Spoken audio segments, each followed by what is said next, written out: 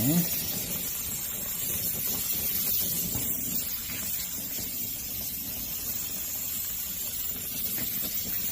That's looking better.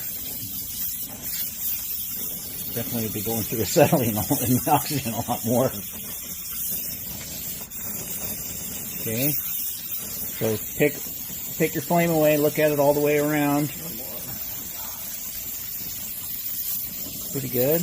Now, don't stop. See how you have it brazed. It probably wouldn't leak, but to make it even stronger, you're going to do what's called capping it. So you're going to take your piece and lay it on there and let it just melt on the top, and then just feather it around evenly.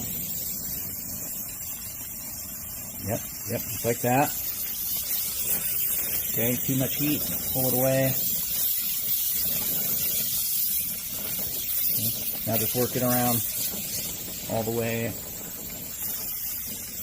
All right, let's go ahead and turn it off. Let's take a look at it. Let's glue it on.